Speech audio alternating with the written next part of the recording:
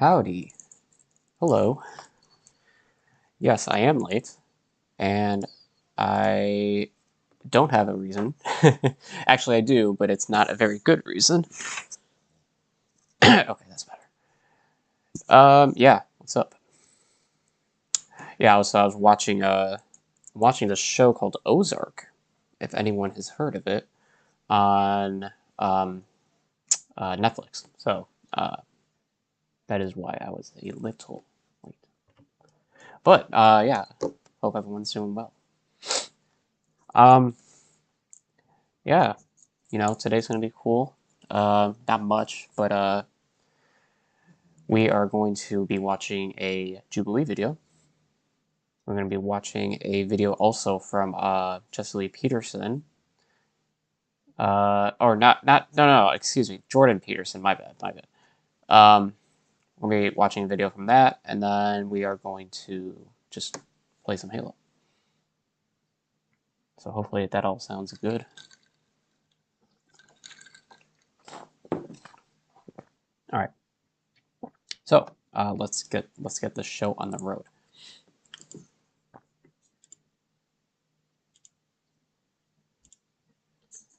Oh god, this fucking "what is a woman" propaganda. It's everywhere, bro. It is everywhere. Okay. All right.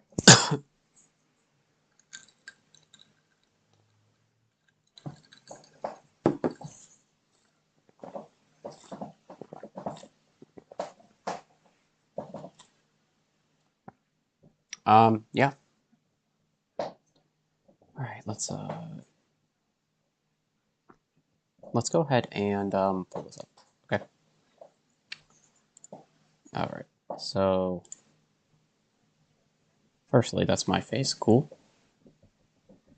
Actually, I'm on the wrong one, so hold on. All right, cool. And then we need excellence.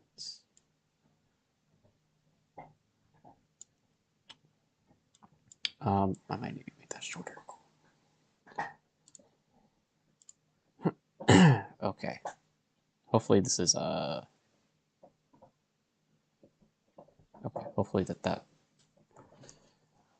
isn't too problematic.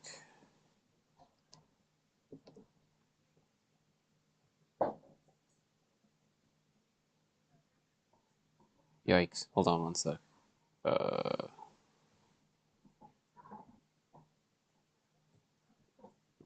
All right. Yeah, that should be cool.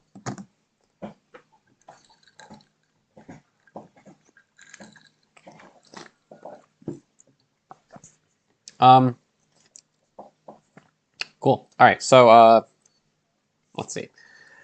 We are going to be watching today a Jubilee video, and usually this is a pretty good channel, but like usually they'll do this segment called Middle Ground, where they bring people who are in disagreement about certain issues, and they will hash it out, I guess. In this video, it is conservative teens versus liberal parents. Now, this is an inverse of a previous video that Jubilee had orchestrated in the past, where it was liberal teens versus conservative parents. I had watched that one, and it was pretty funny. But now the shoe is on the other, or the shoe is on the other foot, as some may say, and we're gonna witness how this goes. You don't typically think about, like, usually the younger you are, the more liberal you are. So conservative teens, although obviously they exist, but it's just not as common. And from what I've seen in terms of younger people who are also conservative, it's predominantly a product of them living within a conservative household, as is the case for people who are younger and are liberal, where they grew up in more liberal households. Although I feel like there's other factors that contribute to a young person's propensity to be a political affiliation one way or another. At least in terms of being liberal, there's probably more factors contributing to that. But I'm not here to dissect all that. I am here to watch this and to be compelled by the arguments. So let's take a listen. And hopefully the audio... Actually, I should probably check the audio before. I think this is going to be okay. If there's an echo... Yeah, I think we'll be fine. So let's just get into it. Round is a social experiment that brings humans with opposing beliefs together. These discussions may contain viewpoints that are the result of misinformation. Remember to seek out experts and to be critical of your own biases while forming an opinion. Please see the humanity Wow, they're in reading the each whole thing. participant, and as always, we encourage empathy.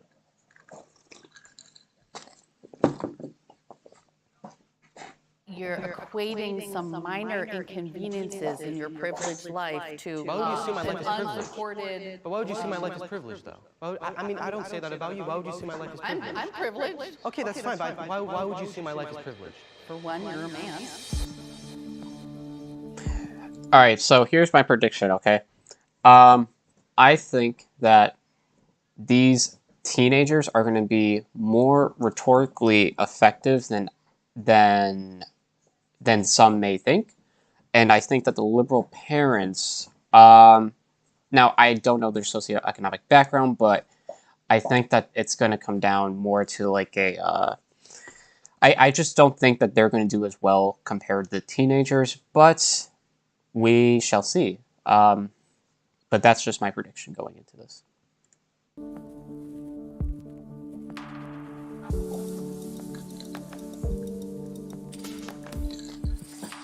Step forward if you agree with the prompt. The government has no right to tell people what to do with their body. There's only 3 of the teenagers and 4 of the adults. Vaccines?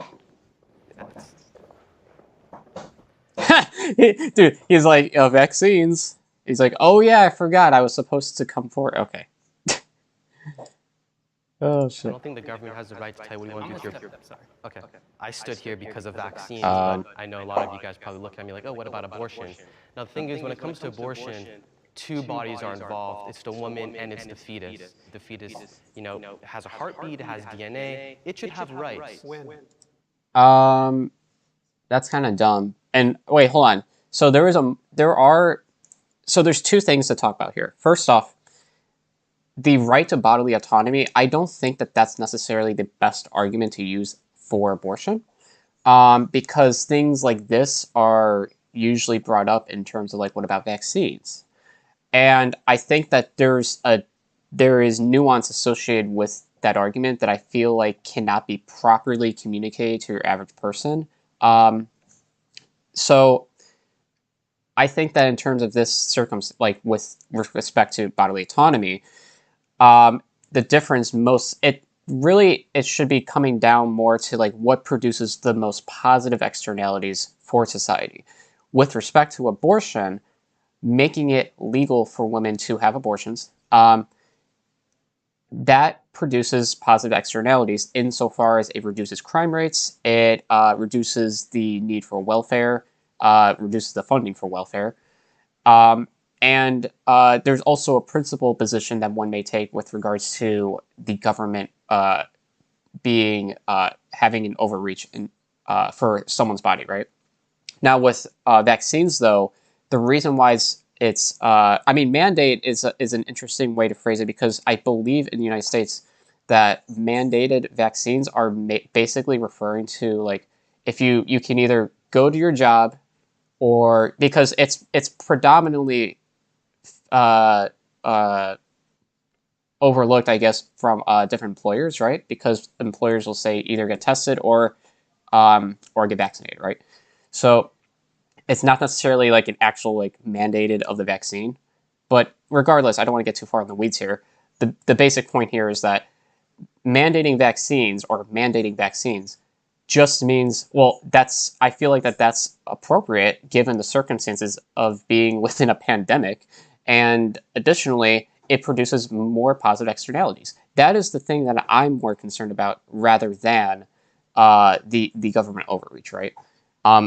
With respect to abortion, bodily autonomy, I feel is it's a good starting point, I guess, to get the discussion rolling, right? But I don't think that's the best argument in terms of generally speaking, because usually with abortion, you're either talking morally or legally. But yeah, anyway, that's just something I want to say.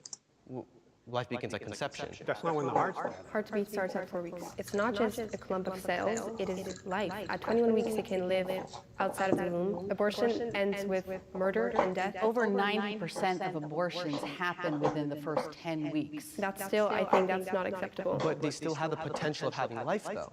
The mortality rate of a fetus getting aborted is 100%. It's going to die when it's aborted. You're very lucky you'll never have to experience what it's like to have. I wonder, like, what their thresholds are, because for a long time, conservatives, the threshold for them was they thought abortion should be illegal, but they did provide some exceptions, such as when the mother's life is at risk, or rape and incest, right? But I feel like now the Overton window is shifting pretty further right, and people are becoming even less tolerant of those exceptions. Now, I don't know if this is a product of effective propaganda, which it probably is, but like, I don't know. It's interesting. It's just interesting to identify, or to observe rather, the needle being moved further to the right here. Have to make that choice. But what if I become a father and the woman who I got pregnant wants to have an abortion? It's going to affect me. You would have a discussion with your partner then and decide what you're going to do and be glad that you have a choice to even discuss with that partner. Unfortunately, human nature, if you take away the option or the right to do that, then they'll find it another way. And it will be unsafe. And would you support the mom? Would you support the mom in that scenario? If the mom had an abortion, or the No, mom went for if she gave birth. Oh, of course. I would support her. I'd say what you do is a good thing. And No. Support her financially for the rest of her life, or for the rest of the baby's life. Are you talking about, like, what do you mean you support her? Like, as a citizen, or? If somebody has a baby... We do have child support, and it comes from taxpayer money. There's foster care, there's adoption, there's mothers waiting. Those systems are very broken, and people all the time are trying to stop funding for programs like that. Now, I want to ask you guys, do you That's a good point. Conservatives are the ones who are typically against abortion. However, and are trying to actively make it illegal. However, at the same time, they want to defund Planned Parenthood. They encourage statistic terrorism against Planned Parenthood and I guess abortion clinics as a whole. And they don't increase funding for welfare, which is presumably what a mother would need if she's not financially capable of taking care of a child, if she's forced to give birth to that child.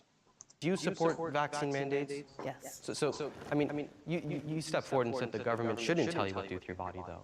Why would you support? My issue... So I already said this, but I'll say it again for clarification. The difference here is that getting vaccines, there is a subset of the population which has been thoroughly brainwashed through conspiracy theories, and those conspiracy theories being that the vaccines are ineffective and that they it affects your DNA or changes your DNA or some other bullshit that they make up. And unfortunately, as a whole, society has been put in a position where now there's further mutations with the virus, COVID, and now a mandate of a vaccine. And by the way, it's really just a soft mandate. It's not even like you have to get it, like Fauci is sneaking into people's homes and like injecting them or whatever. Like that's not that's not what people are advocating for.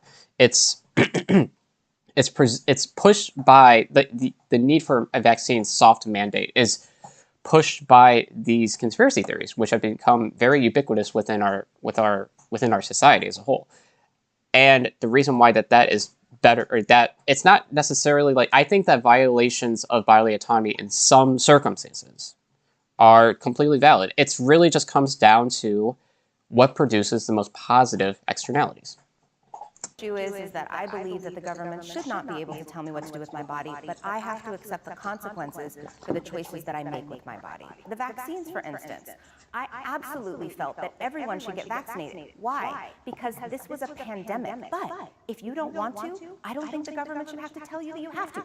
But you then have to suffer the consequences of your choices, which means you cannot patronize I don't know if I certain agree with places. that. You can't put other people at risk. I know you're saying they're doing it to protect us, but the coronavirus has, I think, a survival rate of almost 98%, 99%, and we're mandating these vaccines. Why are we not mandating the flu? What's frightening?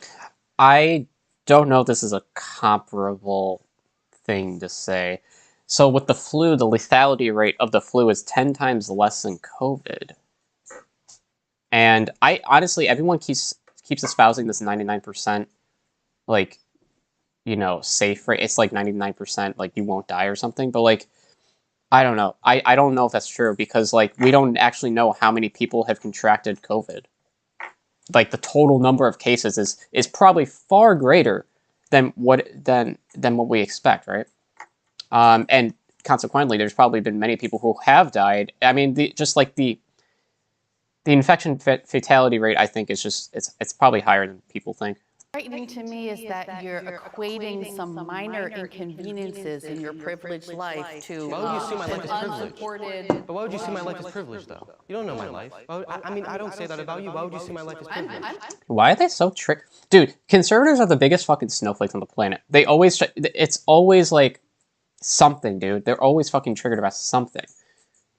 Privileged. Okay, that's fine. But why would you see my life as privileged? For one, you're a man. You know, most people commit suicide That's are men. true. Most people who work in dangerous workplaces are men. Most people who fight in war are men. And who said Those, unfortunately, well, not really unfortunately, but like those are actually valid points. But as a whole, men on average live a more successful and fulfilling life than women. that system up? I'm going to ask the disagreeers to step forward. Well, I think I give a unique perspective on this because I actually do agree with the vaccine mandate. I think COVID was just a huge disaster, and I think it could have ended a lot sooner if things were more organized. Definitely. As far as whether the government should intervene on people's bodies, I think there are a lot of instances where the government should. One, to protect the society in general, especially in cases such as a pandemic where the disease could literally wipe out cities. In other instances as well, such as drug use, I think the government should intervene because when you have a society that's addicted to opioids or crack, it spreads like wildfire. And I've seen it firsthand. It's very difficult to control without the help of government. Now, Well, the opioid epidemic, I don't think it necessarily ties that directly to the prompt here about if people, what the government telling them what to do with their bodies. Because a lot of that can be explained also through socioeconomics, right? Because like, it's not just like, oh, they're addicted. There's like factors that push them into engaging or into consuming those opioids in the first place. Like, you know, class factors, right? on the topic of abortion, that one's very complex. And in general, I always want to favor a woman's right to choose. But I think there's also a very fundamental question that both of you brought up: is at what point is a fetus a human or a person? Let's say a child is 8 months in the womb, and at that point, the baby has a heart, the baby has a brain, has legs, has arms. Do you think it's okay for that to be terminated? Nobody is doing that, and nobody is having abortions with viable fetuses Yeah, the only time. Oh, unless it wait, is hold a on. medical emergency that will kill the baby and the mother. I want to So, show you another okay. quick. Yeah, that's correct. Yeah, so like I think anytime an abortion is carried out in the third trimester or close to term, it's basically always just done to protect the life of the mother. It's for medical purposes. It's not because they've gone through an entire pregnancy and decided, ooh, no, I actually don't want the baby. Like, that's not how it works. My name is Ben. I'm a business consultant for a telecom company, and I'm a liberal dad. When it comes to the abortion issue, I am not exactly sure where I stand. I am not pro-choice or pro-life. My name is Dawn. I'm a regional He sales sounds manager for a pro-choice. dialysis company as well as a therapist, and I'm a liberal parent. As far as my views on abortion, to be honest, it just makes me very sad. I can't believe that we are moving backwards by taking people's rights away to choose what's happening to their body. Not being an LGBTQ plus ally makes someone a bad person. Oh, dude, that's a fucking vague. What does it mean to be a bad person? That's pretty vague, right? I mean, generally, I would say yes, but that is a pretty vague. It's strong, It's isn't it? It's right, real it's a strong. general way to put it. I would question someone's empathy That's it. and their awareness of the other people around them, because I guarantee you know someone that's Absolutely, and their environment. Right, discussing the validity of the existence of other human beings isn't a political issue. That's like, It's there. there's something wrong with you if you like, no, trans people don't exist. Obviously they do. I would That's not like the to think that question. it's a safer world Yes. to be LGBTQ, but that would be naive. Of course. People are getting murdered for being trans, you know, Yes, yes. and gay. It's scary. I have 3 kids. I have 3 boys. One of them is trans. I worry that, I mean, for however progressive a new generation seems, that, you know, I have to think about, will there be violence done? Which, I mean, every parent worries about violence. That's part of the gig of being a parent. And I've got I've got a new layer. My child is in a wonderfully privileged situation where they have a lot of support. Okay. But as they get older, their circle gets wider, and my sphere of influence gets less effective as they get older, you know? So I think that the conservative teens here are going to take a more libertarian approach here. I think that they're going to be like, well, I think being an ally is a strong term, and they'll probably throw out transgender ideology and that they're trying to force people or coerce people into being gay, trans, blah blah blah, and they may take the approach of like, I'm against them trying to force people to be trans and whatever, but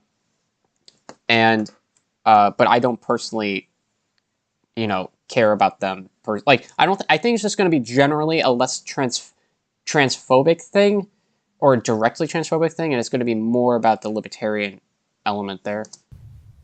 Hi, I'm Cindy. I am a stay-at-home mom, and I am a liberal parent. One of my children came out as trans 2 years ago. Mine and my husband's response was, that's great. Would you like to go by these pronouns? And would you like to pick out a name? Let's make sure that we talk to a gender specialist so we know what options there are, and we'll just take this one step at a time. We'll move forward with the best information possible. Can they disagree or step forward? She seems reasonable. I can provide a unique perspective on this because I'm actually bisexual. Wait, every time, okay, I'm sorry, but like every time this guy comes to the chair, he's always like, I got a unique perspective. Not being an ally, as long as you're not harming people, you're not harassing people, you're not posting on social media that these people suck, then I don't think you're a bad person for that. As a Christian, I don't think that being LGBTQ aligns with God's view of the family. It doesn't mean that I will disrespect them in any way. I just think that it's a sin. As far as your faith is concerned, what would happen if your child came out to you that they were gay, bisexual, trans? I think that if the sin is not practiced upon, it's not a problem. It can be dealt with, especially with transitioning. It usually comes from mental problems like depression, anxiety. Ooh, we're getting to phrenology. So, yeah, gender dysphoria or being trans in general is not like a product of mental illness. So what contributes to trans people and suicidal ideation is largely society's reaction to them being trans. A lot of the times, you know, the anxiety, depression, and all that is contributed towards, or from rather, people not accepting them or being transphobic. And but in of itself, like being trans isn't like mental illness. All those things. Obviously. Do you think they can be kind of taught to not be gay? No, I think it's. You support conversion therapy? No, I don't think that we can convert anyone into doing anything. I would not ostracize my child, and I would not support it. Just like I don't support any sin. So she's a monster. If I had a child and they came out as gay, even if I wasn't, like, I would never in a million fucking years think to say you are, I do not support who you are. It is because here's the thing. Your child, like, the most important thing in a child's life is one of the most important things, I should say, is affirmation from their parents about who they are as a human being. That is, it's natural. And to have a parent just look at you with disgust or recoil and say that you're not, you know, I don't support who you are as a person, that's pretty disgusting. I think that if you want to be transgender, you could be transgender. We live in again, like I said, a free nation. But if you ask me my opinion, libertarian response, like I said, women are completely different. We have different chromosomes, different bone structure. If you are a transgender woman, I still view you as a man. We should ask this man what a chair is. You could, you know, express yourself as a woman. That's fine. But I don't believe that society should automatically, you know, say that, okay, you're a woman. Let's say, for instance, there's a 18-year-old biological man, but says that they are a woman now. They still have male genitalia. They could walk into a woman's locker room and show off their male genitalia. And they could do that even if they didn't identify as a woman. I don't agree with that. I don't think that's okay. That's not happening. It is happening, though. Wait, hold on. And I love how, oh my god, this is so frustrating, because you know that these conservatives are operating in a completely different reality. If you ask them, hey, it's because they always say that this is happening, right? They're like, okay, if it's a pattern of behavior that is taking place within our society, are there studies? Are there what evidence do you got, buddy? And, you know, they'll just say, oh, no, it is happening. Trust me. Like, okay. That is literally transphobia.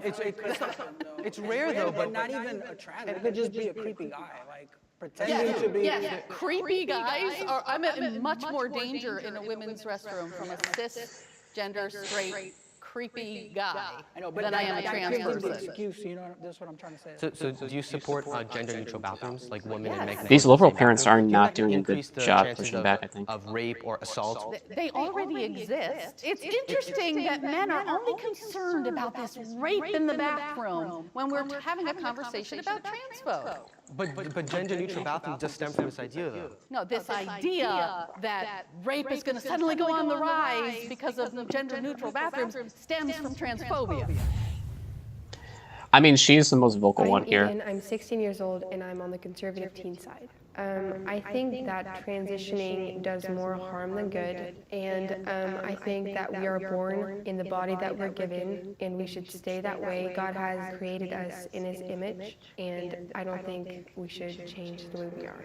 The way she talks, okay, I'm sorry, but like the way she talks, it just seems, she seems like one of the Charles Manson's followers.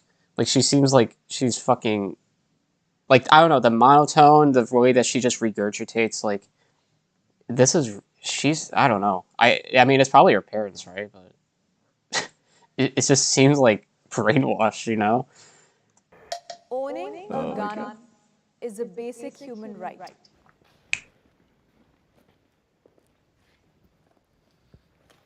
It was filmed prior to the mass shootings. I absolutely hate hearing about school shootings on the news and just shootings in general.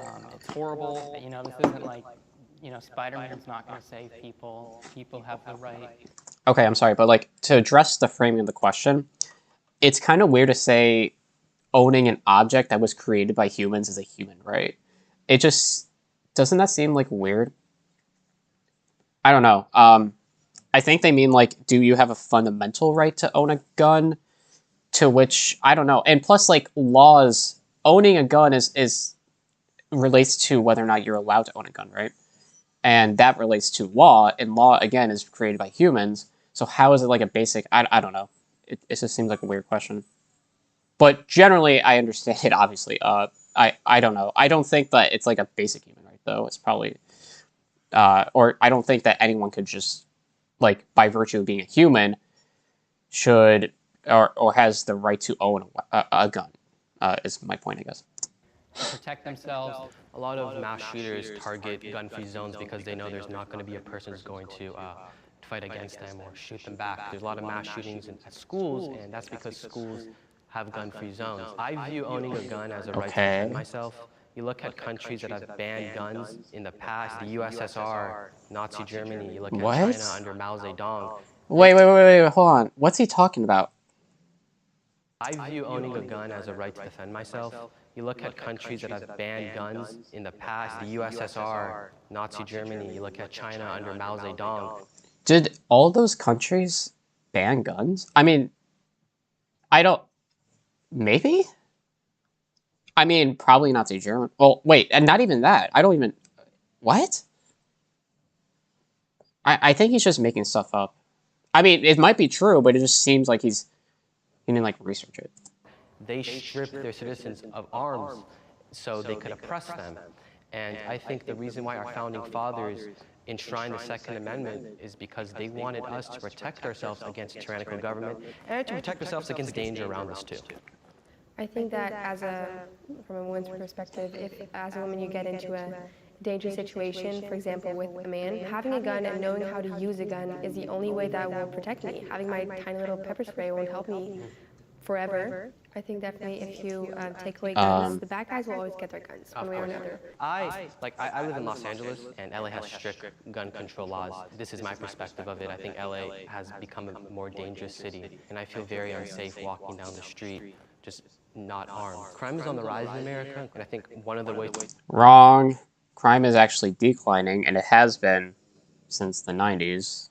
The only year in which it increased was 2020, and I mean, that's really no surprise given what took place in 2020. To stop crime is by owning a gun. I definitely think that there should be... And that, wait, hold on. That's actually really stupid what he just said. I'll replay it. I feel very unsafe walking down the street, just not armed. Crime is on the rise in America, and I think one of the ways to stop crime is by owning a gun. I definitely... Oh, okay. I thought he said the only way to stop crime, which I was about to, like, put him on full blast there. I think that there should be this control in place to who buys guns. You couldn't just be able to go to a store and buy a gun. There should be regulations into who buys guns and who shoots a gun. I agree with that. Unfortunately, a lot of conservatives don't, but I agree with it. I actually debated whether or not I was going to sit down because I do believe people have the right to bear arms. I do. My issue is what kind of arms they're bearing. I believe people should get to go hunt, but do you need a semi-automatic rifle to do that?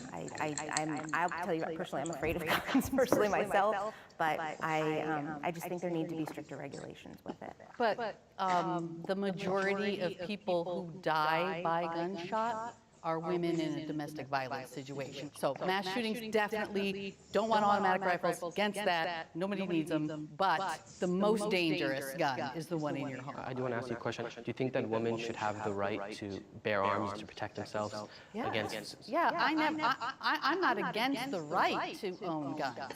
The prompt was, do you think owning a gun is a human right? But do you think and I don't agree with that. In my perspective, I grew up in a gun-riddled neighborhood. I myself am a gun owner now because of the fact that I had to create some type of means of self-defense. So why did you disagree? I disagree because I would prefer not to be. I think it's not a human right as much as almost a necessity for a lot of people.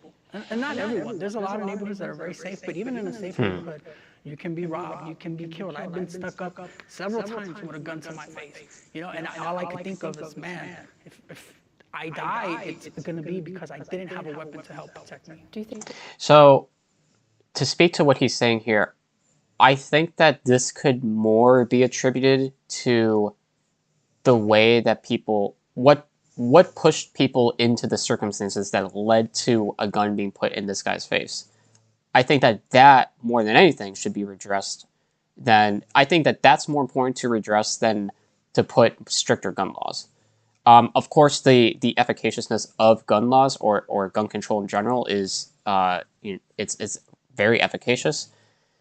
But I think at the same time there should be like there should be like the government should address the like poverty within communities that have higher gun violence or homicides, and a lot of the times people who die from guns are dying through suicide. So what is leading to people to kill themselves there? A lot of the times for that is depression. Why are people depressed? I mean, we can go down this road, but that should be addressed more so than gun control, I think. And of course, I'm not dismissing, the need for gun control. Only that if that were to take place, gun control, it needs to be in conjunction with redressing poverty and assisting in the mental health of people across the country. Think that we should take away all guns from the entire world? Yes, if there was Oh, why does she Okay, whatever. Why is she hyperbolized like that? a magnet. That's not even what he's suggesting. Suck up all the guns. I think that would be such a better place. My political I mean, opinions have hurt kind my of, right? relationships with friends and family.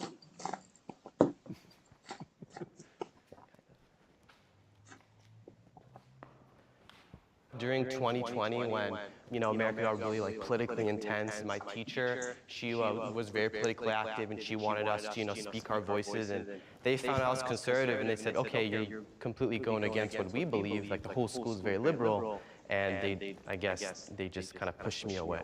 Did you feel like you would get bullied? No, I'll just get looks. Some people come up and say you're a racist or you're xenophobic. They would tell me, oh, do you support Trump? But I just brushed it off. I told them, hey, I respect that you think like this. Please respect me.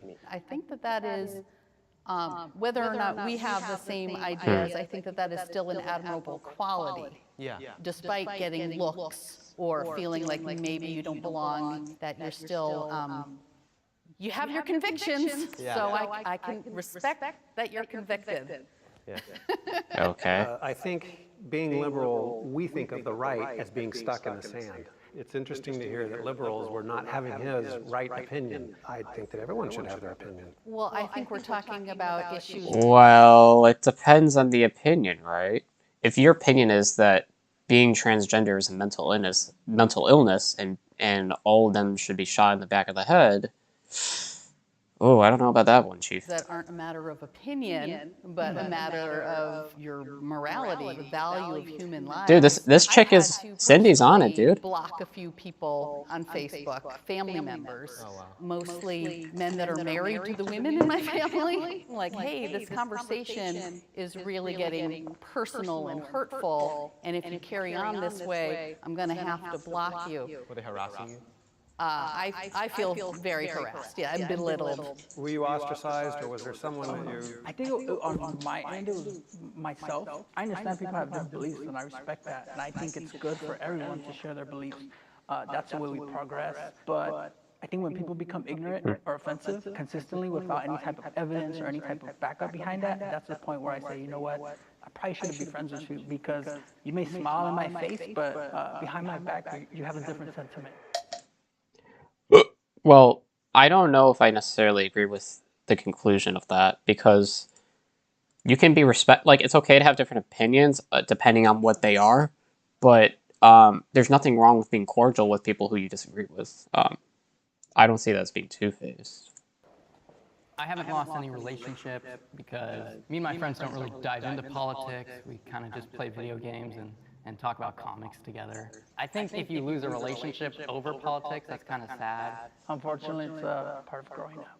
Yeah, for sure. Hopefully you won't lose any friends, but usually as you get older, you start to see those divides a little clearer. I mean, you guys are older than us. Was it like this going back about 20 years ago? Politics has changed so much, and I think you touched on it, that now it's being associated, policy is being associated with ethics. I haven't lost any friendships or... Hold on. That was always the case. We codify laws from, or we derive laws from ethics and morality as a whole. That's not just taking place now. It's always been the case. relationships because I won't allow that to happen. I believe that the majority of us, probably about 80%, are in the middle with varying degrees. And there are those people who are very, very conservative, very, very ultra-liberal, who are the outliers. But I think it's subtle. Where you have Kinda somebody that true. you meet with on a regular basis, you talk with them, you have a good time. If topics get brought up, and it's a, oh, okay, you're one of those. They don't tell you that to your face, but it's kind of subtle. And also, I think with the prevalence of social media, people's opinions are a lot more out there. I never understood why anyone posted political opinions on social media. I think it's just annoying. Well, I have 3 kids. They know more about politics than I did when I was voting age. It's annoying, yeah. How is it? I Wait. think it's very encouraging. Yeah. Wait. No. The fact that younger people are becoming more politically conscientious is a great thing.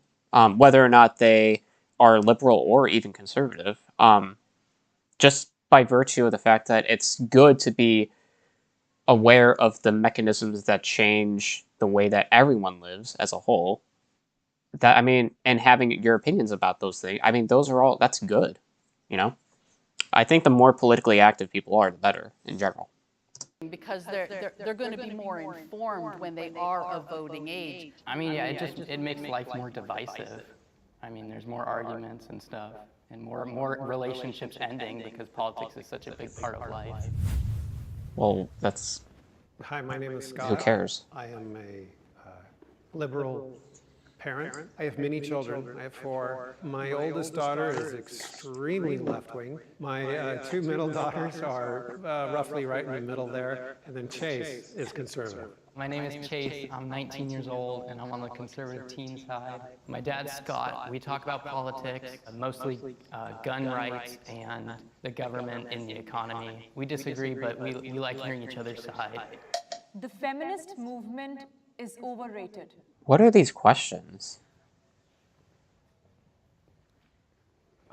What does that mean?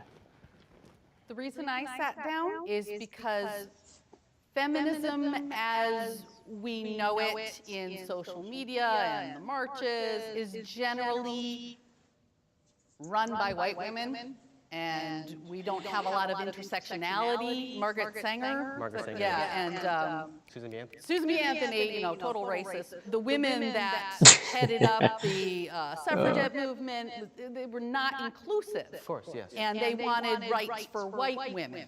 That's true. And that thread has followed us to be very exclusionary to black women, disabled women, women of color, indigenous women. I don't think that feminism in America is based off racism. The reason why there's more white feminists is because there's a higher white population in America. That's... No. So historically, no. So what yeah, I think that she's more correct here because she correctly identified the genesis of the feminist movement in the 20th century, or the late 19th century, early 20th century. And I just think that, I mean, to a certain extent, he is correct insofar as like the population, there's more white people, although that is changing. I think that, no, I just think that generally the representation of white women as in the feminist movement is more product of socioeconomics than it is just by virtue of the population. So generally, there's going to be more white feminists because of that. I don't know. I think that definitely in the beginning of feminism, feminists wanted votes for women, that women would be allowed to work, would be allowed to go to universities and such. Why does she talk like a robot? Feminism has gone too far into saying my body, my choice, and saying that women are not all equal, saying that women are being suppressed by white men and such things. Wait, that's true though. Wait, hold on. That's true. Wait, I'm sorry. This is like boggling my mind here. So she thinks that the feminist movement is going too far because they want bodily autonomy, and because they're saying that they live in a patriarchal society. Both of those things are true though. Okay. Yeah, I mean, you can disagree with like, you know, whether or not that should be the case, but that is the case. No, we got a long way to go. There's just not enough done. In America or just in the world in general? Well, America, for sure. The world in general is a heck of a lot worse than America. Yeah, I agree with you.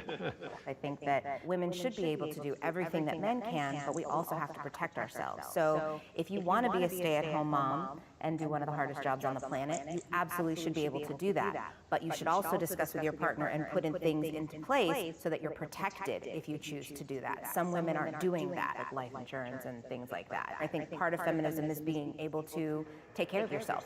Capitalism That's a is good. failing our Oh, this is gonna society. be a good one. Yeah, that response was pretty good, I think. I'm gonna be very interested to see how this one plays out. This system that just values production, consumerism until you die doesn't work for anybody but a very, very, very small percentage of billionaires, and it's all baloney. The system is rigged to keep workers working, and the rich just keep getting richer. Yeah, I think there could be some good in capitalism, which is like the innovation part of it. But in general, capitalism definitely sucks. Well, I don't think innovation is mutually exclusive to capitalism. Now, innovation can take place within any sort of mode of production, or within any kind of framework of economic framework, rather. But yeah, I don't think that's mutually exclusive.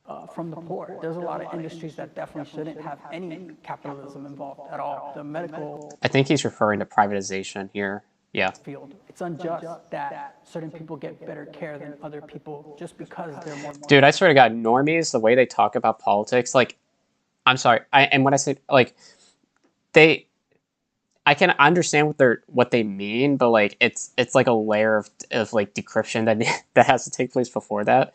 Yeah, I don't know. It's just interesting. If it tells you anything about me, at least, that I am like online constantly. Yeah. More financially well off. Who are they to determine the value of life? The healthcare system creates such profit, and that profit is created off the misery of others, of the illness of others, including the prison system, where you have jails that are privately owned, because at that point, what you have is a hotel, and you want to fill up the hotel. Why would there be a business that profits off of crime? That doesn't make any sense. If you put profit ahead of people, people are going to suffer, obviously. This guy's spin. So you said like only the billionaires succeed in capitalism, and I gotta disagree with that because I'm the CEO of my own company. A couple months ago, I started a jewelry company, and I'm not a billionaire, but it's been relatively successful enough to I can make rent and go through college a bit. So I think there's people like me who own a small business who capitalism really benefits. That can so it's true that can happen. But we're talking generally and more about the foundation of the economic system as a whole. I want to hear more what he has to say. If capitalism isn't the solution, then what is the solution? Socialism. You want to hear it? Socialism? Socialism. So the problem with democratic socialism, I mean, you talk about how capitalism hurts the middle class, but in reality, if democratic socialism was tried, the middle class. Dude, this guy's so smug. Do you see his face here? He's like about to pull out all the Ben Shapiro talking points. They're going to be paying way more taxes, not just the rich. You see, the rich don't pay taxes because they don't work. They make money off assets. This guy is the so middle class, smug. they work, and because they're working, they're going to pay more taxes under a proposal like Bernie Sanders or, I don't know, AOC or Ilhan Omar. But none of them are socialists. They're like social democrats, if anything. Personally am okay with paying higher taxes. I would love people who make billions of dollars to pay their fair share of taxes. But this is all social democracy, though. For a better situation for I mean, it's a good start to set up. That's a good start, like raising taxes and all that. It's a good start to setting the foundation for transitioning to a socialist state. But it's not like that's not socialism generally.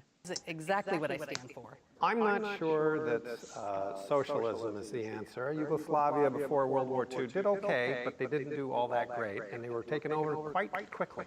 What I'm sorry, but the circumstances regarding Yugoslavia are, yeah, that they're definitely And plus they weren't, Yugoslavia wasn't even social. Okay, it's fine. Capitalism, although is not the best solution, is one of the best solutions for a democratic society. Think about socialism, we think about wealth distribution.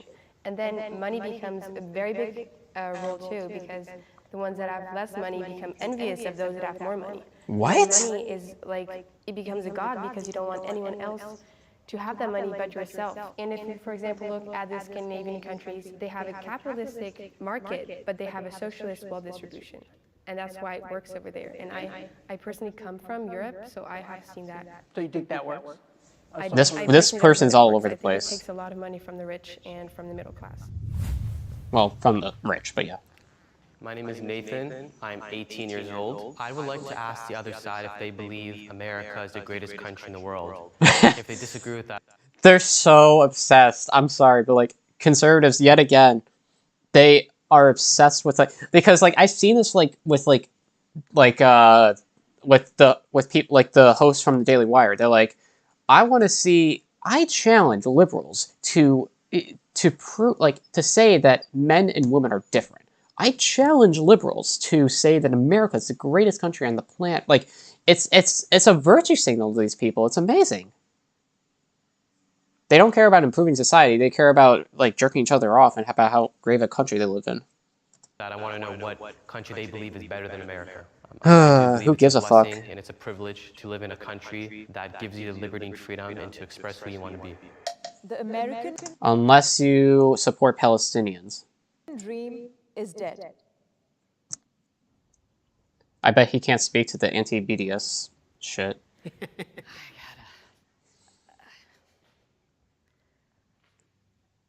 I gotta say, I disagree with the phrase.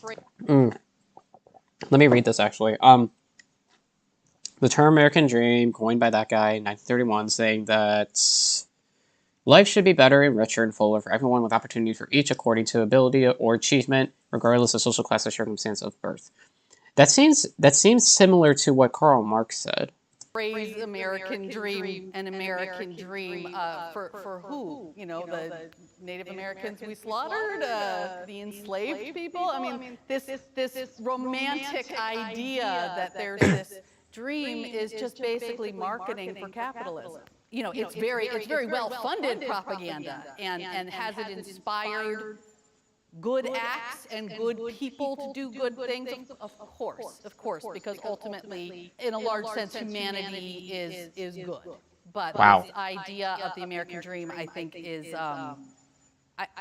I think the fantasy of it is being torn apart a little bit, and I think that's actually exciting because it opens up room for something better, something more inclusive to grow. Cindy is fucking spin. Like, she may not be the greatest rhetorician or however you say it, but yeah, she's holding her own. I think she's doing pretty well, communicating the ideas and all that. I think the phrase is kind of corny, but the idea that someone's building themselves up in capitalism, I feel like that I kind of have done that a bit with my business. So I don't think it's dead. I do think the American dream is dying, though. You know, the American dream now is not the same as it was 30 years ago. Have a family, buy a home, have a great job.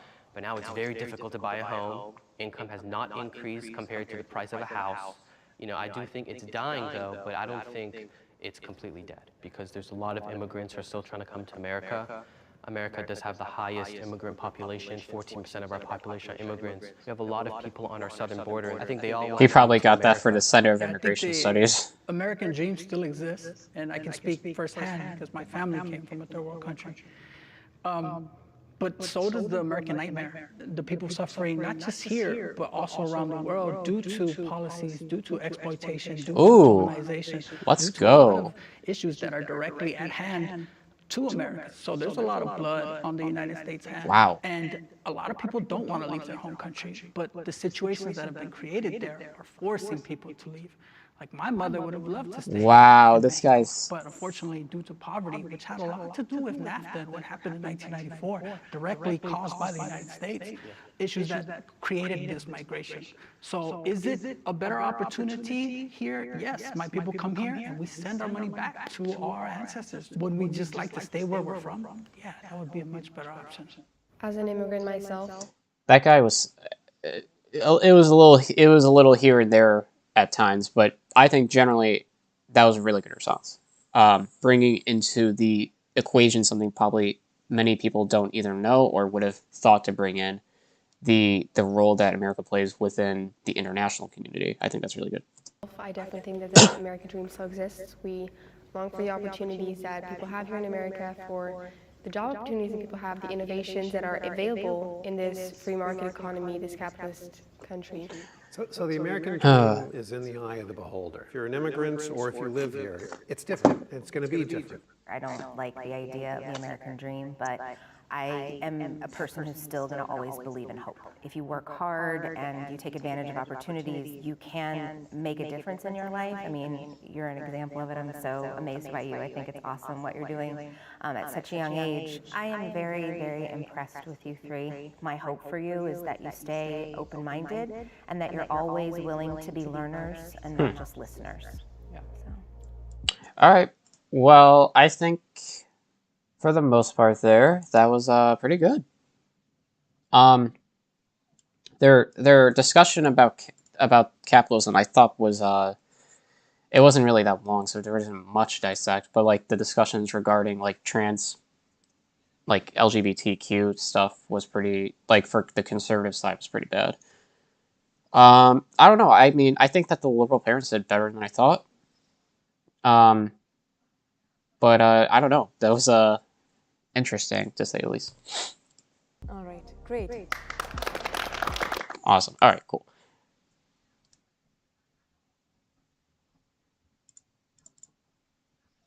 All right, cool. Yeah, well, there isn't much more to say about that, but yeah, I don't know.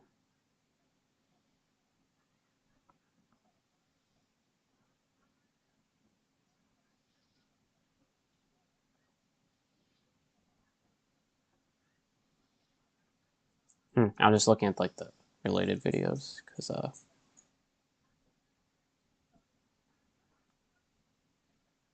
okay. Yeah, so there was also this thing I wanted to touch upon.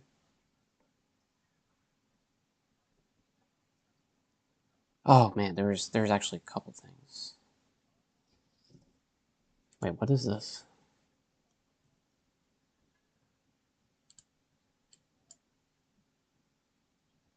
Hold on. Let's look. I guess let's look at this. I guess something is going on.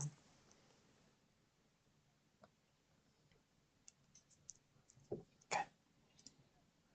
All right, that's my face. Hi. All right, I don't know what this is. Parents, if you don't step up now, we're okay.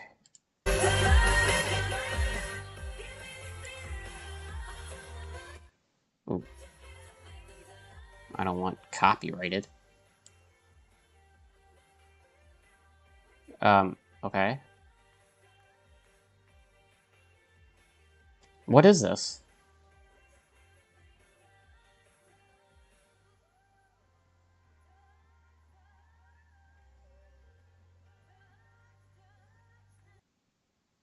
Okay. Wait, what? They're mad? To the triggered rainbow cultists who keep saying how is this wrong, there's nothing sexual here. Let me help you out. A man who enjoys wearing a woman's clothes has a kink. Well, okay, first off, that premise is already flawed. Kink is sexual. That is also, well, that's, I mean, isn't that tautologically true? Parading that sexual kink in front of kids, which is not what's happening here, and celebrating it, which is also not happening here, is wrong. Okay. Alright, yeah. This is like deranged. How is this How is a man dressing in women's clothing sexual? And how is this... And what else did they say? Parading in... Well, it's not sexual, it's not a kink, but... And they're not even celebrating it. It looks like they're just having a good time. Wait, I'm sorry. These people are fucking ridiculous. I'm sorry. I can't take this seriously. There's no point in taking it seriously. Alright, thank you. Ah, what the fuck?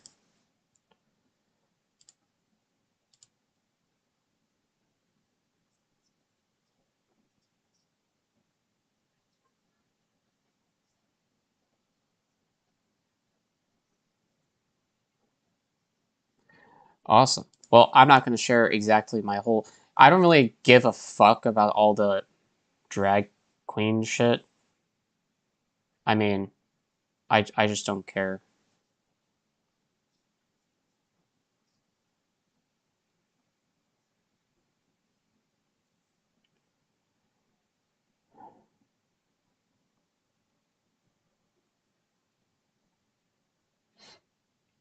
Oh, fuck.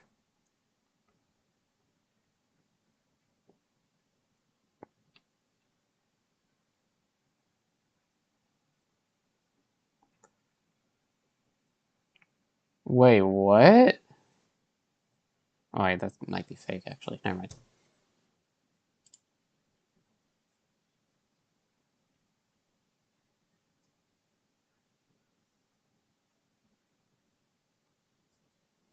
Oh, this is interesting.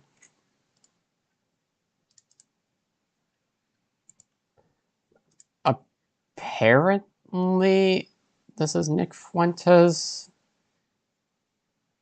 I mean, it looks like him, but it just could be a doppelganger. I don't know. But that's, I can't... That's probably him.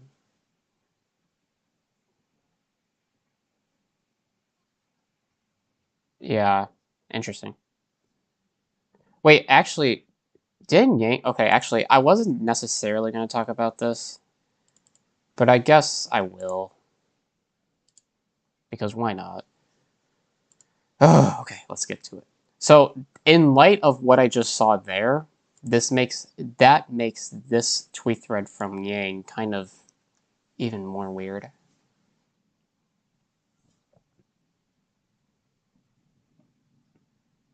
So, let's look at it. Okay, so the other day, Yang tweeted this, saying that he genuinely believes that banning journalists from Twitter would benefit both journalists and the public. So if we go on to read some of this, he discusses it. He links this article from The Atlantic, and he goes on to say, the recent WAPO episodes are an example. I feel like there was probably something else happening in the world that could have used some coverage. So he says that Twitter makes journalists self-referential. They talk about what is happening with other journalists. That's not a good thing. It's a wide world out there. And then he goes on, I bet most journalists have a love-hate relationship with Twitter and would be happy to be off it if they didn't feel like it was part of their job. Twitter also distorts your POV based on the affirmation that you get from a narrow subset of self-selected people, which tends to make you more tribalized and ideological, which is not what you want in the media. Or you could entice people with blue checks and dopamine in 30-minute long social media cycles and ask them to convey the world dispassionately to the public, while also making their livelihoods partially dependent on their social media status. Sure, that's a good plan. Some of my favorite journalists have adopted the very disciplined approach to Twitter, where they interact with it very selectively. They also seem more thoughtful and even, from what I can tell, happier. I think there's a relationship there. Also, bonus, your chances of being canceled, suspended, fired probably drop by about 90%. So this is the thread. Now, I disagree with this. So firstly, I think that there's some ambiguity as to what he's exactly referring to here, because first off, when he says banning journalists from Twitter, as a politician, I don't know if he is implying that, the states should be forcing Twitter, for example, to enforce in the TOS that journalists cannot be allowed on the platform. If that's the case, oh boy, that is very authoritarian. But if it's not the case and he's simply encouraging journalists to be banned, then we can dig a little deeper. So I think that journalists and investigative journalism as a whole is actually it should be allowed on social media. Now, social media is very ubiquitous, as a lot of people know, and I think being able to post your shit on there, your findings of certain information, I think that's really important. It's honestly like a civil service to the public, because like if people learn about the corruption that's taking place within the government, and if people learn about what's going on with what's going on in the world in general, that's good. I think this is weird, because like the problem isn't journalists or even social media. The problem is the relationship that forms from between journalism or journalists and the way in which they produce their or write their stories and all that. Because editorializing takes place, I mean, all the time for certain news outlets, right? Now, to get into why that takes place, why do journalists editorialize? I think a lot of it has to do with, of course, what Yang alluded to, with the amount of engagement they get with their stories. Now, that is driven through ideology to some extent, because I think that like people who are very far right are already going to be seeking out journalists and stories and all that can conform to their preconceived beliefs. I think that that's just a natural, like the natural follow through with how people consume their media. Now, should that be the case? Well, probably not. But I don't think that like banning journalists from a social media platform is going to solve that issue. And I take issue with some of these premises. So, like, for example, he mentions that Twitter makes journalists self-referential and that they talk about what is happening with other journalists. Where is that happening? Like, for real. Because, like with journalists, like, they discuss mostly the what's going on, right? Like, the news, the facts and all that. And sometimes they will sensationalize, and sometimes they will editorialize. But like I don't understand exactly what he means when he says they talk about what is happening with other journalists. That doesn't make sense to me. Sometimes there are pieces that journalists will write that refers to other news organizations, and I think the context for that is mostly just them saying like, oh, this news broke over here. It was first reported at this news organization, or whatever, right? But like, I don't think that they're like, I don't know what this means. It doesn't. I don't see how this is happening at all, actually. But if we move on here, he also makes the premise that Twitter also distorts your POV based on the affirmation that you get from a narrow subset of self-selected people, which tends to make you more tribalized and ideological. I think that that's true, but like what I have to say about it, I guess, is that banning like responding to that by banning journalists from engaging at all on a platform is ludicrous, and it's insane. Because at the end of the day, like, they contribute to their articles in the columns, and people will seek those out regardless, right? So, like, I just don't see how banning them off of the platform is going to ameliorate this tribalization that Yang is proposing takes place, or is claiming that takes place. Like, people are still going to seek it out. I think confirmation bias will still take place regardless. I don't know. So I just don't think that like banning them is going to fix that, right? He also mentions that like your chance of being canceled or suspended, fired is going to like drop by like 90%. How does he figure this? Like, how does banning? Well, like, I mean, I guess if you like this is kind of like saying like, oh, the chances of a fire taking place in a forest is going to go down dramatically if you take away like a match or like a torch or something. Like, yeah, I mean, like if you take them off the platform, that would uh, that would result in them being canceled or suspended. Where I mean, them being canceled, suspended, fired.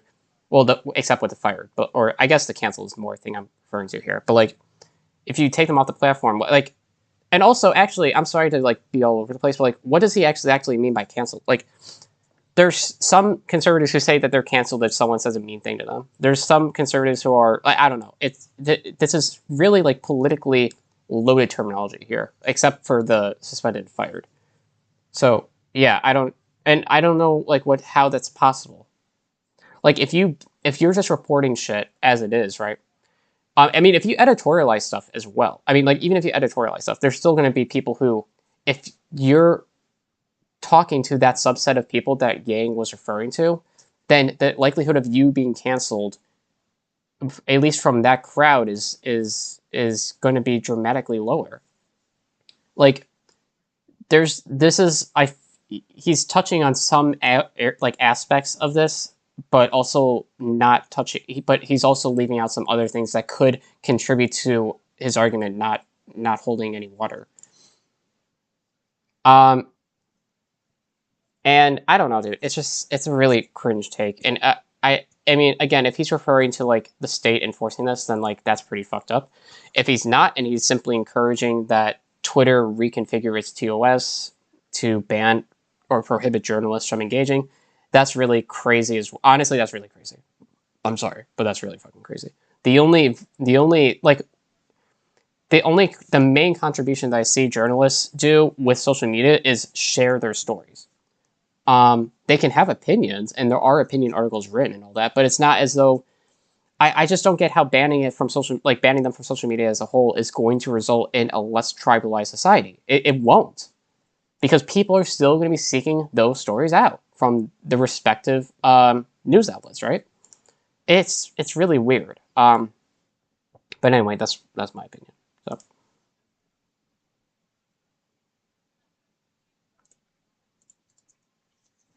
Oh boy.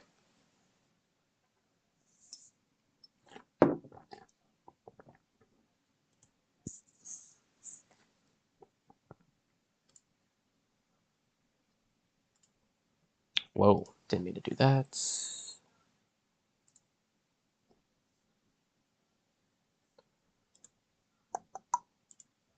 All right, so there's one more thing I did want to go over. But first, let me change something.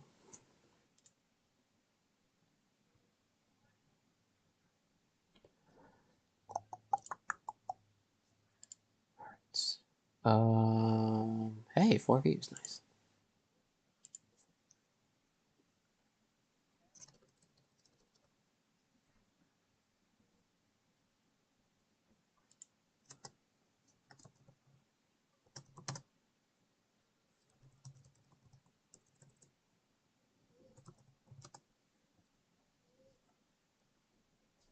Yeah, I don't know if I communicated what I wanted to that effectively there. Basically, I'm just saying that like people like banning them off of social media as a whole. Or he's not saying that. Let me respond to exactly what he's saying. Banning people off of Twitter, it's not going to result in a decrease in tribalization, as he referred to it, because people will still be searching for the articles that he is suggesting people won't be able to see. I don't, yeah. Anyway, I don't know. I'll leave it at that. I think you guys understand what I mean. Okay.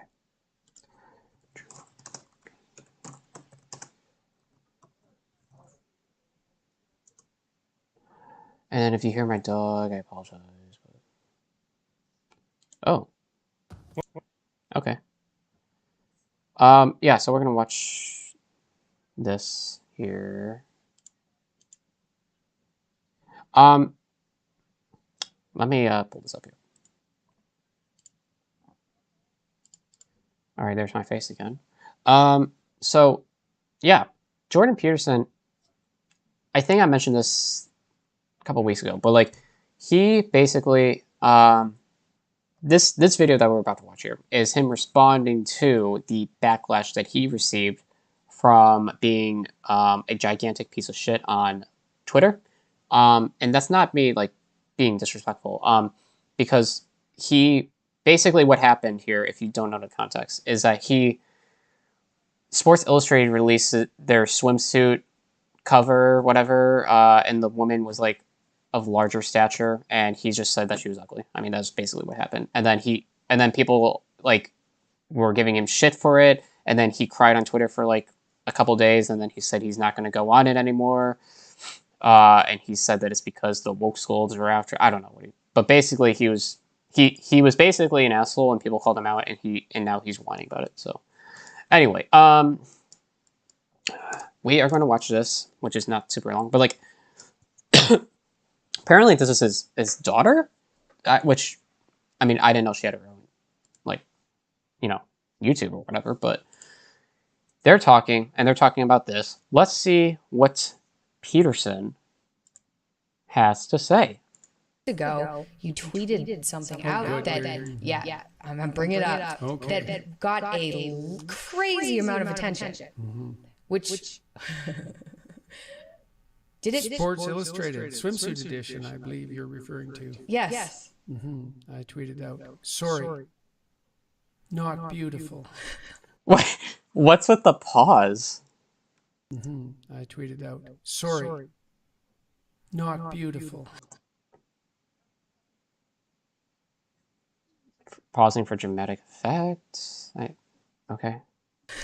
Yeah, people weren't very happy with that. And then everyone got upset. Yes, they did. And then I left Twitter again, more or less, right after that. And everyone assumed that was why, and it wasn't.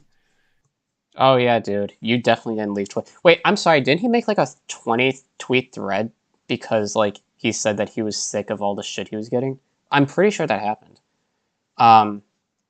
Yeah. What are the odds that he decides to leave Twitter right after making a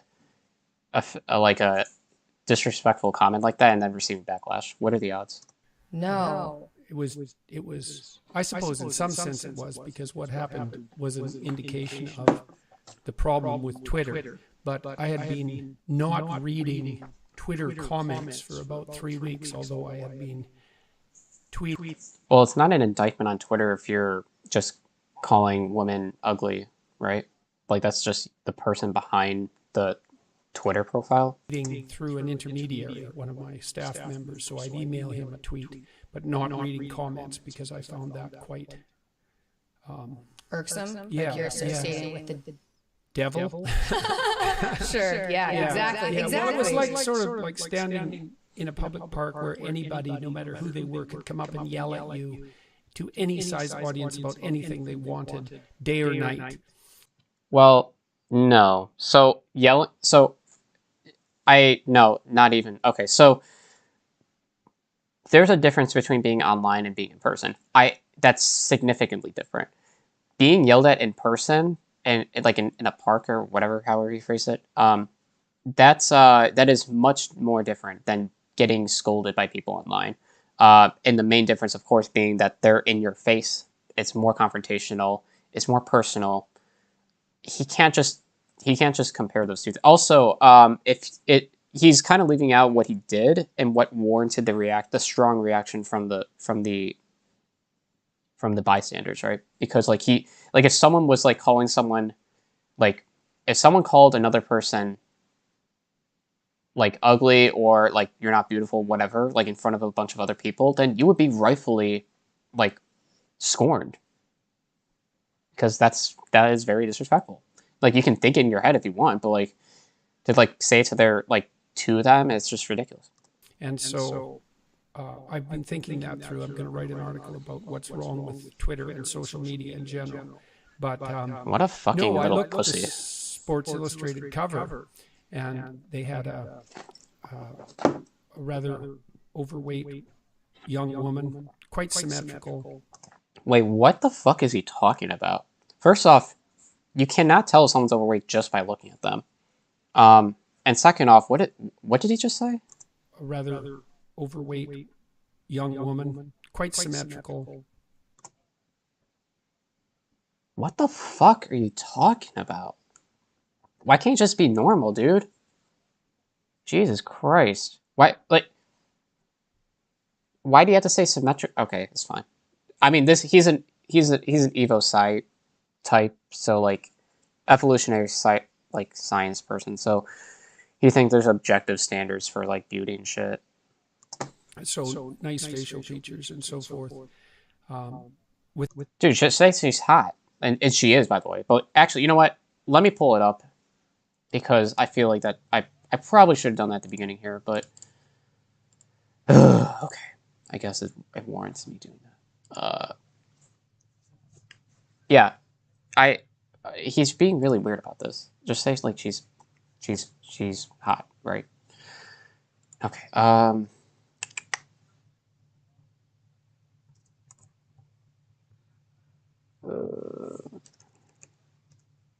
Oh boy, I'm gonna have to figure out how to do this actually. Oh, whatever. I'll figure it out. Okay. It's gonna take 1 second to pull it up. But it is worth pulling up just for the sake of reminding all of us of JP's weird ass behavior online.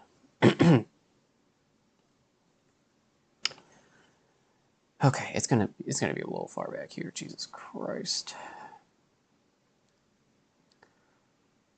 Okay, we're almost there. We're almost there. Oh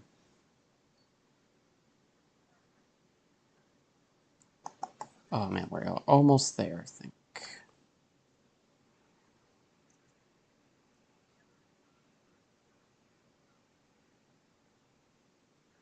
I don't know. I'm hoping we're almost there.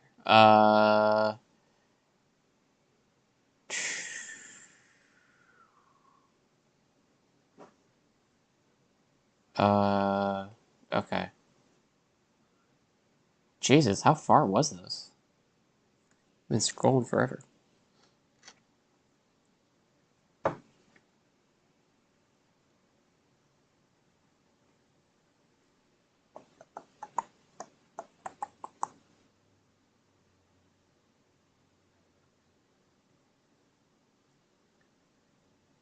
Oh, God. Yeah, I should have brought this up before. It's got to be around this time, actually.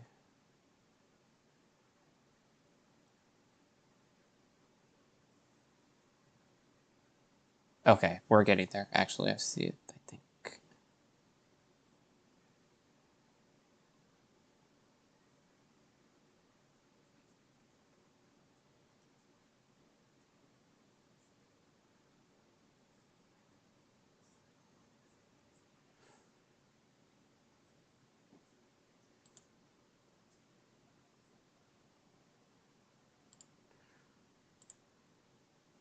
All right. Found it. Here we go. Sorry about that. This is the tweet that they're talking about. This is the woman, right? That he said is larger, or sorry, he didn't say larger. He said overweight. Overweight, symmetrical. I don't know, some other weird shit he was saying. But yeah, this is the woman. He said not beautiful. Dude, this chick's fucking hot. I don't know what he's... Okay. And then he made this weird comment here, yeah. So anyway, and I already went over this before, but I just, for the sake of this segment. All right, let's get back to it. With a very revealing swimsuit on the cover. Whoa. And I thought, hold on. No. Well, I guess it is a little revealing. But yeah, who cares? I don't know why he brought that up. Like not as if that's relevant. In a personal way, but it's unbelievably manipulative for about 3 different reasons. The first is it's a very tawdry attempt to capitalize on cheap sales. And I mean cheap in a specific way. Sports Illustrated hit the gold mine with their swimsuit cover I suppose 20 years ago, whenever they established that, because it was obviously it's a sports magazine, so it's about athletics. It's about athletic people. It's about athletic bodies, and they had a swimsuit issue, and it really was a big hit. And then it became kind of a cultural icon, and it's a very specific kind of cultural icon because it's... Wait, he's going on like 20 different tangents here. Can we stay on point? Also, why is he surprised that a company is using a model to get like on their like Sports Illustrated thing? Why are they surprised that like the cover of their magazine? Why is he surprised that that is done like for cynical reasons on the business's perspective? Like they're obviously doing it for the purpose of getting money. Like they're, you know, like is this really? This is just how capitalism works. Focuses on a very exceptional kind of high-end beauty. And so that beauty would involve symmetry and signals of youth, because that's part of beauty, sexual beauty, physical beauty, waist-to-hip ratio for women. But with Sports Illustrated, it's also highlighting a kind of athleticism in body type. And that's a very specific form of beauty. You have to be young, you have to be female, generally, you have to be extremely athletic, you have to be shapely in a very particular way. So how is she not any of this? How does he know? How does he know that she isn't athletic? How does he know that her hip to waist ratio, whatever the fuck that means, like what is he talking about?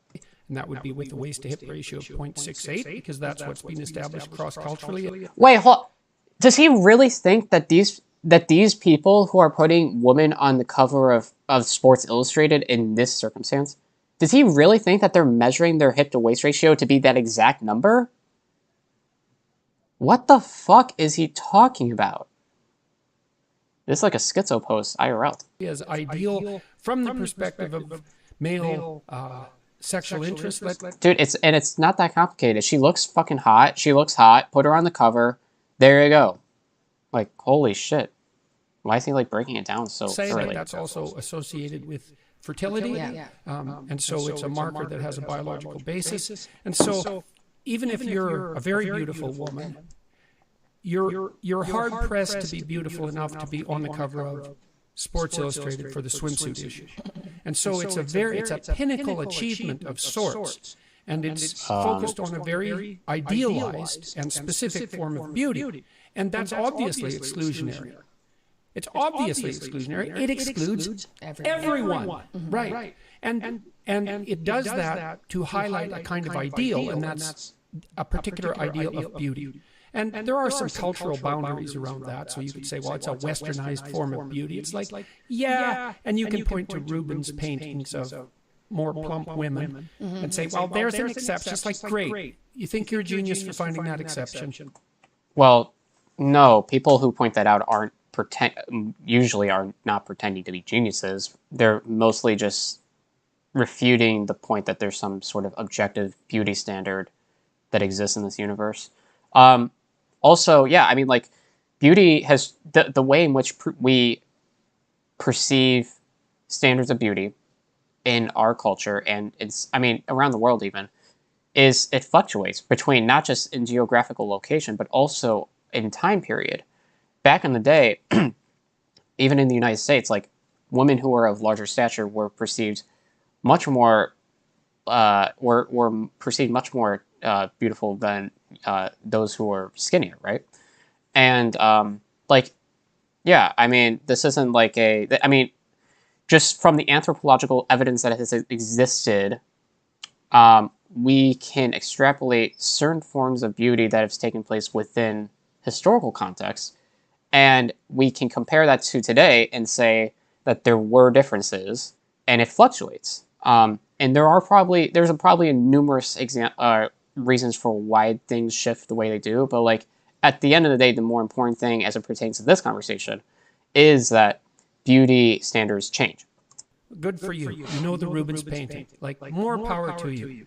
But that doesn't mean why is he so mad about the universality of images of beauty. Yeah, so this is this Evo Psych bullshit that he keeps bringing up, that there is some sort of objective beauty standard, which there is not. Now, there are like things that people find more attractive on average, that being, as he mentioned, symmetry or whatever. But like at the end of the day, it is very highly subjective and is very contextual with both the time period and the geographical location for where we're measuring the standard of beauty.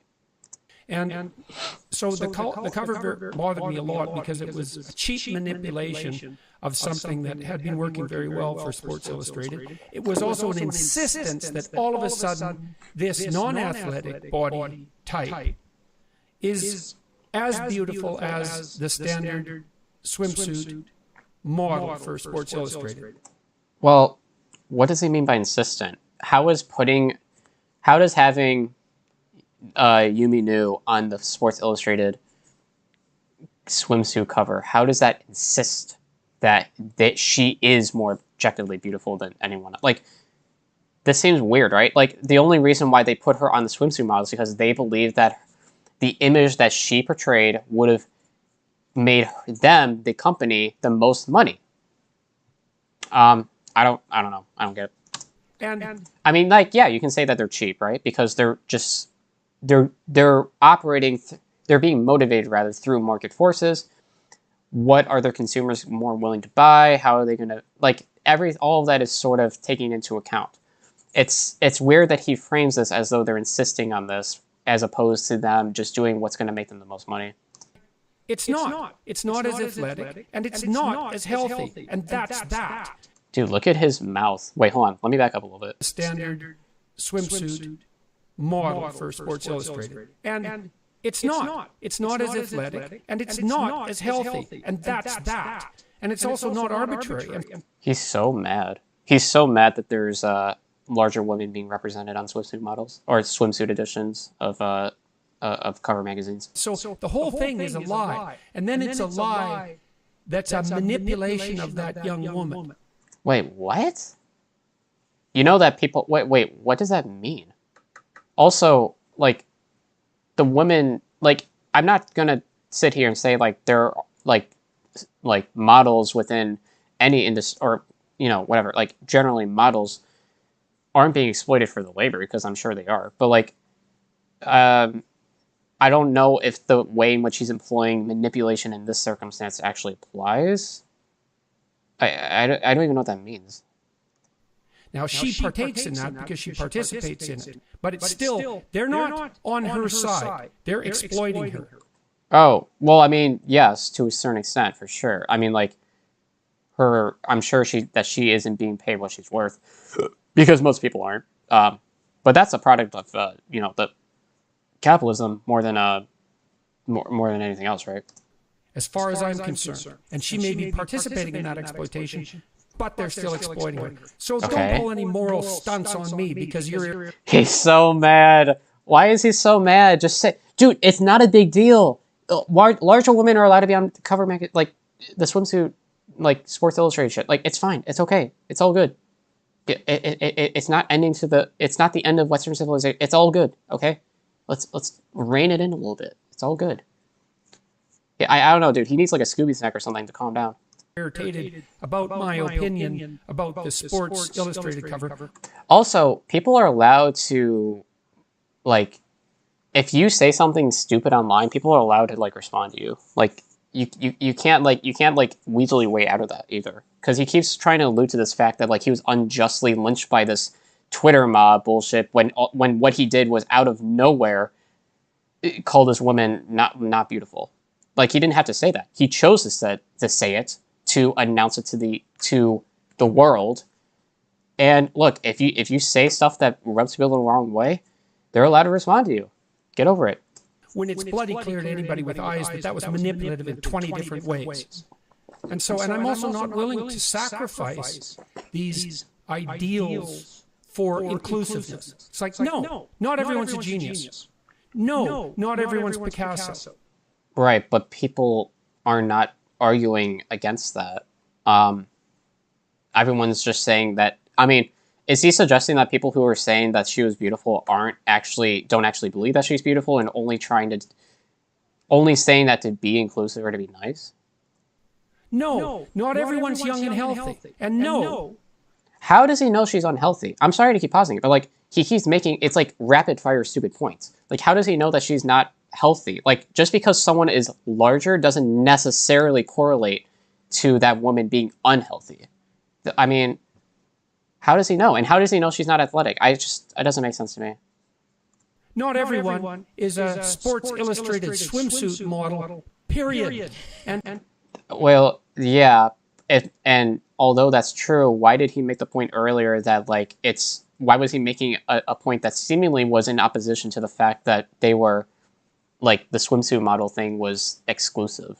Fuck you if you don't like it. Whoa. So that's basically wow. what I thought about that. Very angry. I certainly didn't think it would cause as much trouble as it did. You know, when people were on I my highly case for doubt being that. mean, it's like, yeah, I know, I'm always mean because, you know, that's... Well, also, like life is hard. And, wow, he is like, so life angry. is mean, right? And it's hard for people. First of all, I have great sympathy for anybody overweight because of the health struggles I went through. And you lost a whole bunch of weight. It's not like being overweight's fun. Well, who cares? If someone's overweight, why do you personally give a fuck? I guess you could personally give a fuck if it affects your like, you know, like health insurance premiums.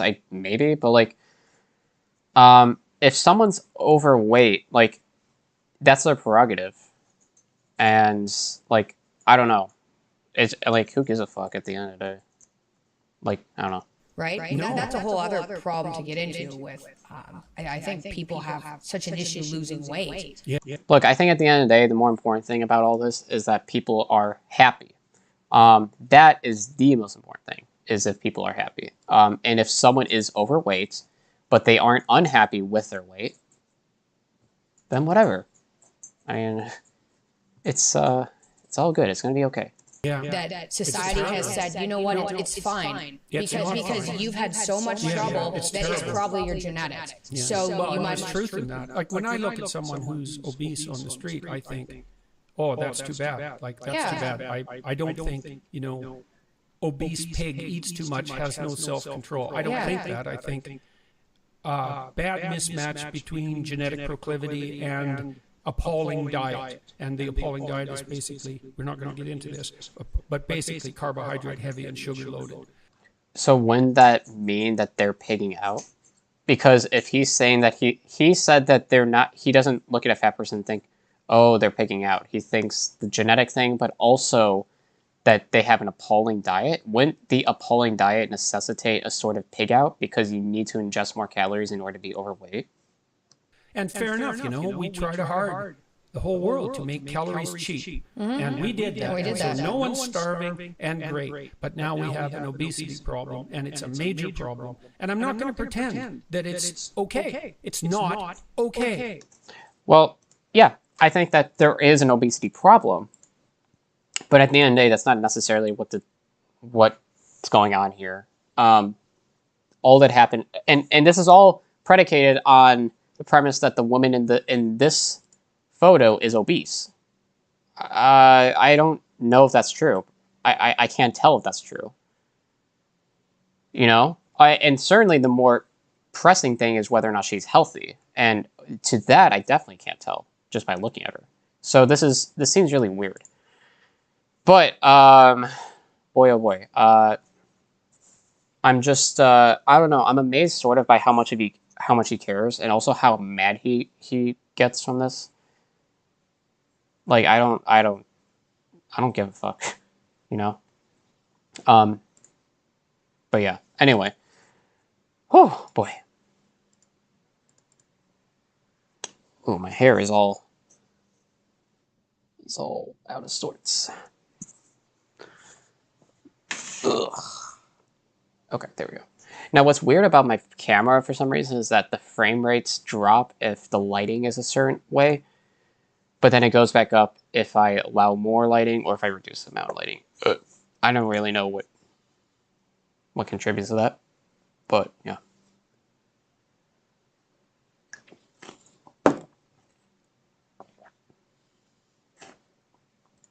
All right. So that is what I wanted to talk about today. I know I said I was going to what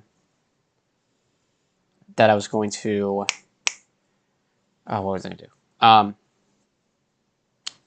know that I said I was going to play Halo, but I think that we have enough content today. I might go over maybe a couple more things.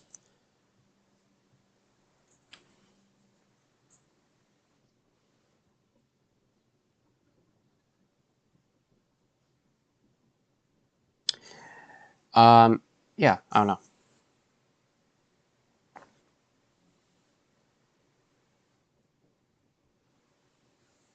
Let me see if there was anything else. I thought there might have been, actually, something.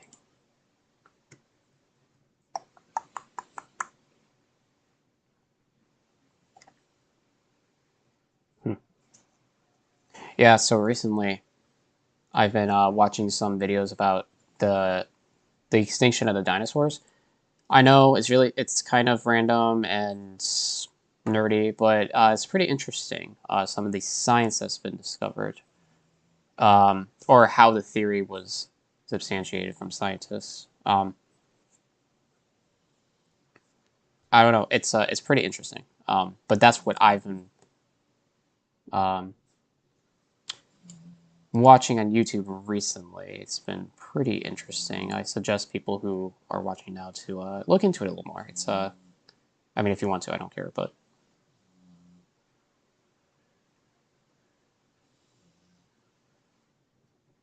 yeah.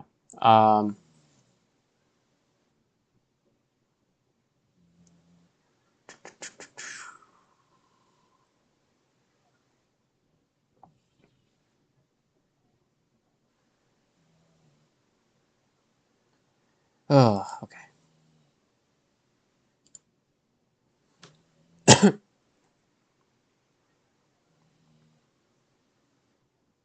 Oh yeah, there's yeah. I was gonna say there's a lot of anti-trans shit going on too, but that's like unsurprising.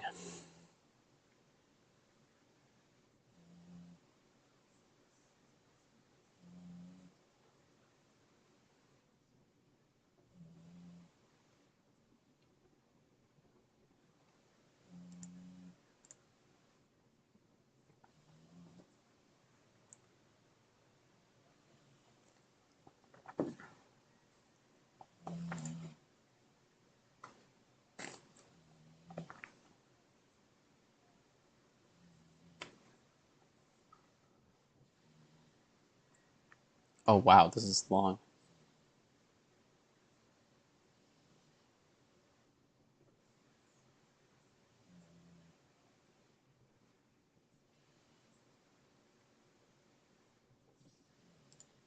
Oh yeah, that's gonna take a while. Okay.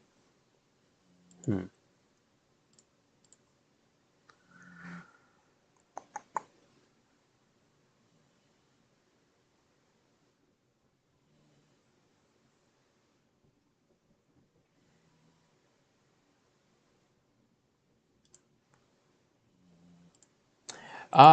Let's see what's going on with our how do I want to describe these people? Um, our faux pas leftists. Let's go that route. Let's see what's going on with our faux pas leftists. The queen of which being Brianna Joy Gray. I read a study some years ago. Fox News is more inclined to have a leftist on than MSNBC and CNN. It usually has a liberal on its panels that I think is representative of what liberalism is, for better or for worse, as opposed to the CNN, MSNBC shows, which tend to have like a never Trump Republican, which is this anomalous thing, which is basically just a neoliberal Democrat at this point. And you don't get the kind of spice and engagement that you get when you watch Fox News. That's not responsible messaging from a supposed leftist. You don't want to in any way imply that Fox News is more impartial than your average like mainstream media show. That's what she's doing here. Wow. Okay. Actually, this is more explicit than I thought she'd be. Yeah, I agree. I mean, Fox really figured it out. I remember right when... I would say that Tucker Carlson in Ooh, they cut right when I was getting to the juicy part there. particular, I like watching Tucker Carlson. I watch him all the time. He's actually, if I had to choose which show, that's the one I would watch. And it's not, and I used to hate Tucker Carlson. I mean, honestly, hate the guy. But I've grown to appreciate him. I don't agree with him on a lot of stuff. Oh yeah, if you don't know who this person is, I don't blame you because I barely know who she is. But apparently she's like really, really off her rockers, insane.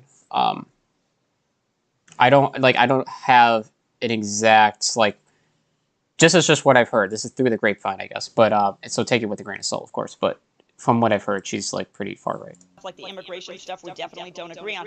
But he's so I think she denied. I think. Wait, I'm starting to remember a little bit of why she's crazy. I think it was because she was denying the Holocaust, or she was denying some genocide. Yeah, it was something like that. Establishment. At least that's the show he produces. That I think a lot of people on the right and the left appreciate that anti-establishment viewpoint. So this is what I mean when I say these people in the show. This is what I mean when I say that they are roping people to the far right. They use a wedged issue that lefties and lefties can agree upon, or the foundation of which an argument that lefties can agree upon, which is that they're anti-establishment. And they'll use that, and they'll say Tucker Carlson is that thing, and then they'll rope them in, because then it's like, oh, well, he's anti-establishment. Maybe he has a couple of good points. Let me watch him. And then you start to see this intermingling of like populist rhetoric and racism. And then at first lefties will be like turned off from the racism part, but they'll like the populist element.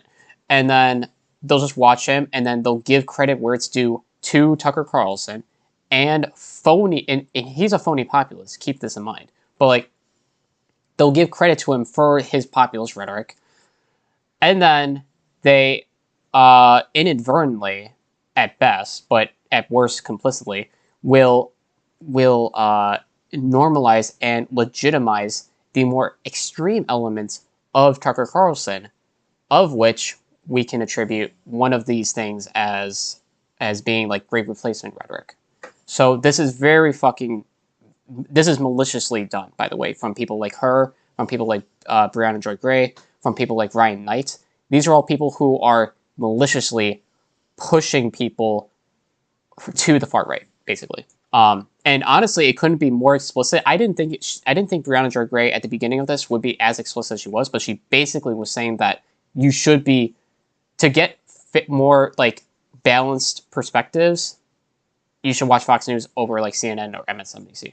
Even though basically they're all like the same bullshit, like feeding propaganda machine. They're all bad. I mean, Fox News is way more extreme in my opinion. I think they're worse.